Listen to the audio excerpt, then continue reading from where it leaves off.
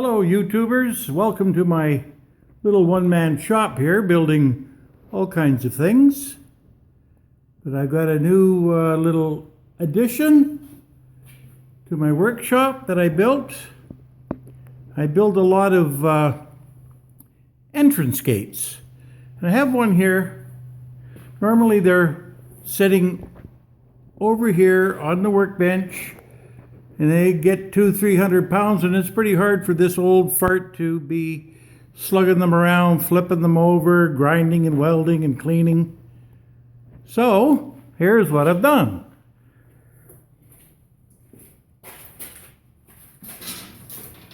I got my gate sitting here on a couple of stands, and it's propped up right now. I just loosen off this clamp.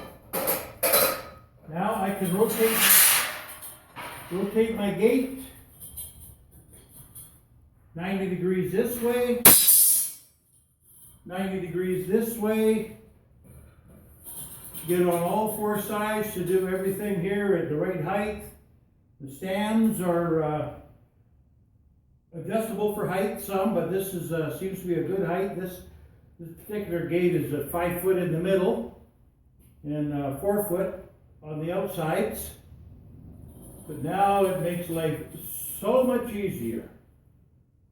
So much easier. I don't have to worry about busting my back trying to flip them over on the bench. Now we'll go over to the pivoting part here. Never mind the bad cameramanship. There's the boss, Sam. Sam, go in your chair. Come on, don't make me look bad. Good boy.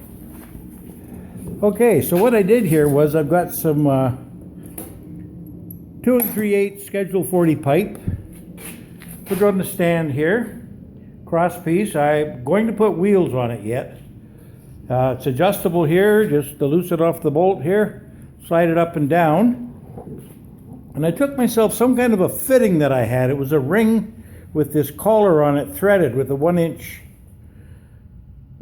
thread in there. So I made myself a little 1-inch threaded rod, and this thing will pivot back and forth, no problem. I made it so it can't unscrew and have everything fall down. And my first attempt at this was I made it so this clamped here and clamped here, but I did it without these pickets in. So now that the pickets are there, I can't get the clamps in. So I modified it to with these heavy 3/4 inch plates, and I just tapped and threaded these. Just use the impact gun. Bang, it's up tight, both sides. And it's such a treat now to be able to do this gate and not having to flip it over by hand all the time, back and forth. Forget a spot, flip it back. One thing I did learn though, that I don't have my bench to clamp this to when I'm welding, doing all these welds. And all this tubing down here is all 065, so it doesn't take much to warp it. So I have to get myself a couple pieces of heavy walled 2-inch square tubing that I can clamp to the edge when I'm doing it here, because I had to weld these while it was on here. The other 3 I did on the bench, and I got a little bit of warpage in it, but I can straighten it out. The top held in good. The top held in very good. It stayed nice and straight. I have to put a 2-inch ball cap on the end here. Right on my welds down yet, but you can see how nice and straight that stayed. But that's not hot. This here, yeah, that's pretty balanced. This here, well, That's little, oh, it pulled itself back. We're okay. We're okay. Once it's up, they'll never notice that little bit.